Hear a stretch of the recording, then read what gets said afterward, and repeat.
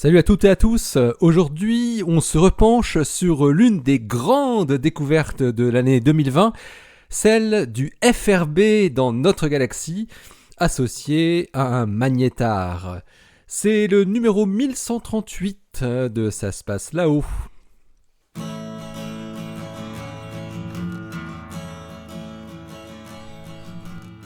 Astronomie, astrophysique, cosmologie, astroparticules.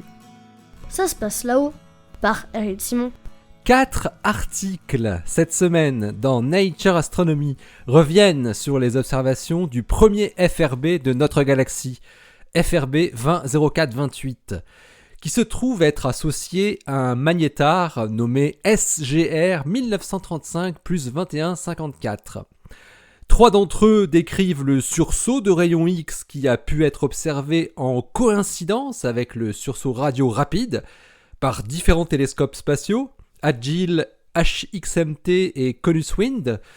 Et le dernier, sur lequel nous allons nous attarder, s'intéresse aux sursauts de rayons X du magnétar, mais qui ont eu lieu juste avant l'émission du FRB, offrant une comparaison très instructive. Le magnétar SGR 1935 plus 2154, comme tous les magnétars, produit fréquemment des éruptions ou sursauts de rayons X relativement énergétiques. Il a été découvert en 2014 lorsqu'il avait produit plusieurs courtes bouffées de rayons X énergétiques typiques d'un magnétar. Un suivi dans le temps avait ensuite permis de déterminer sa période de rotation, 3,24 secondes, et la décélération de sa rotation, via la variation de sa période, 1,43 10 puissance moins 11 secondes par seconde. C'est grâce à cette valeur de décélération que l'on peut déterminer la valeur du champ magnétique. Le dipôle magnétique est à l'origine du freinage de l'étoile à neutrons. Les astrophysiciens avaient trouvé une valeur de champ magnétique égale à 2,2 10 puissance 14 Gauss, ce qui signait définitivement la nature de magnétar pour cet astre compact résidu d'une supernova. On rappelle que les magnétars sont les objets qui possèdent les champs magnétiques les plus intenses, typiquement de l'ordre de 10 puissance 14 à 10 puissance 15 Gauss, alors que les pulsars ont un champ qui avoisine plutôt les 10 puissance 12 Gauss. Après un retour au calme de plusieurs mois, SGR 1935 plus 2154 a connu des nouvelles périodes actives en mai 2015, en mai 2016, en juin 2016, puis en décembre 2019. À chaque période active, le nombre de sursauts semblait augmenter légèrement et ils étaient à chaque fois un peu plus brillants. Et le 27 avril 2020, peu avant minuit, une nouvelle période active est apparue, la plus prolifique de toutes les précédentes. C'est en tout plusieurs centaines de bouffées de rayons X qui ont été émises en l'espace de quelques heures.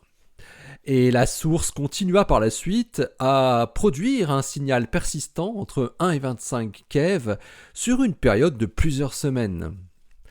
Mais c'est le 28 avril 2020, donc le lendemain, que SGR 1935 plus 2154 a produit son sursaut rapide d'ondes radio, très vite dénommé FRB 200428, qui incluait un double sursaut, et qui était en association avec une bouffée X, elle aussi à double pic.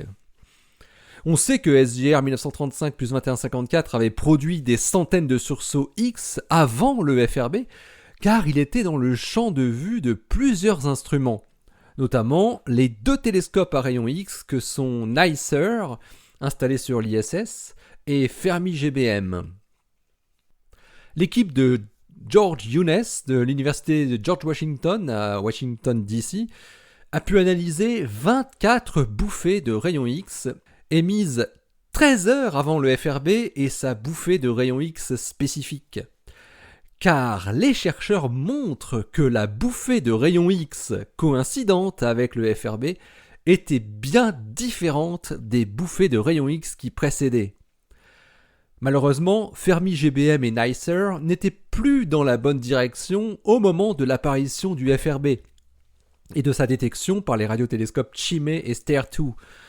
Mais heureusement, d'autres télescopes X comme Integral, Agile, HXMT et Conus Wind étaient disponibles et ont fait le boulot. Avec les données de NICER et de Fermi GBM, Younes et ses collaborateurs ont produit une analyse temporelle et spectrale des rayons X sur une plage en énergie combinée entre les deux instruments qui s'étale entre 0,2 keV et 30 MeV. Les deux télescopes sont bien complémentaires, de 0,2 à 12 keV pour NICER et de 8 keV à 30 MeV pour Fermi GBM. Ces spectres à large bande permettent de les comparer directement avec le sursaut X qui avait coïncidé avec le FRB, qu'on appellera, comme les chercheurs, par le sobriquet FRBX. Dans leur article, Younes et son équipe démontrent que les 24 sursauts X détectés par NICER et Fermi GBM sont très similaires temporellement aux sursauts FRBX. Mais par contre, ils montrent qu'ils sont très différents en termes de spectre énergétique. Les sursauts X qui ont précédé le FRB n'ont pas le même indice spectral, ni la même énergie de coupure. En d'autres termes, la forme de leur spectre est nettement différente de celle du sursaut FRBX.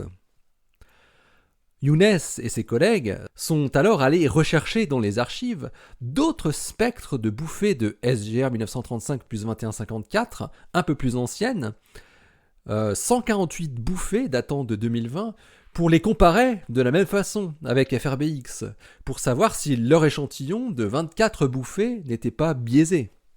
Eh bien, ils obtiennent les mêmes indications. FRBX semble bien être une bouffée de rayons X unique parmi les autres bouffées produites par SGR 1935 plus 2154. Younes et ses collaborateurs se posent alors la question cruciale. Comment la bouffée X très particulière qui était associée au FRB peut-elle être aussi différente des autres bouffées X ? Les chercheurs notent que la durée typique des 24 bouffées de rayons X étudiées est comprise entre 0,2 et 2 secondes. Cela implique qu'en considérant une région d'émission ayant un rayon compris entre 10 km et 100 km du centre de l'étoile à neutrons, 10 km correspondant à sa surface, des lignes de champ magnétique fermées sur elles-mêmes sont requises pour piéger le plasma qui en serait à l'origine. Dans ce cas, le plasma posséderait une plage de température effective relativement faible. D'après les calculs de simple thermodynamique, la loi de Stefan Boltzmann, les astrophysiciens déterminent que la température s'étalerait entre 100 millions de Kelvin à la surface de l'étoile à neutrons, donc pour un rayon de 10 km, et 30 millions de Kelvin à un rayon de 100 km. Ce type d'extension pour la source de rayonnement X serait cohérent avec les caractéristiques spectrales qui sont observées par NICER et Fermi GBM. Une telle géométrie d'émission peut être obtenue par des structures magnétiques qu'on appelle des tubes de flux quasi-équatoriales dipolaires ou des lignes de champ toroïdales torsadées. L'angle solide de ce type d'émission de rayons X serait égal à 2 pi stéradians pour un observateur distant, donc une émission dans toutes les directions. Alors la grosse différence de la bouffée FRBX, c'est l'énergie minimale du spectre qui est 6 fois plus élevée que celle des autres sursauts. Elle vaut 84 keV. Elle suggère que la température du plasma s'étale plus que pour les autres bouffées, au moins par un facteur 10. Et la conséquence de ce plus grand étalement de la température est un plus grand étalement spatial de la zone d'émission, qui serait plutôt compris entre 10 km et 1000 km. L'énergie de coupure élevée, de 84 keV, implique une température au niveau de la surface de l'étoile à neutrons de 1 milliard de Kelvin, mais aussi un angle solide d'émission très petit, correspondant à un angle d'ouverture de 1 à 3 degrés seulement.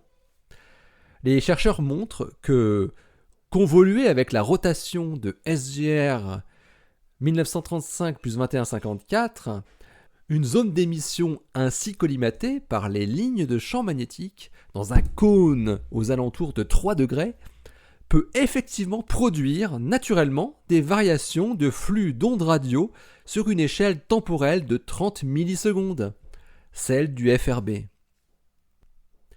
Pour conclure, Younes et son équipe résument ce qu'ils ont compris de la comparaison des bouffées de rayons X de SGR J1935 plus 2154.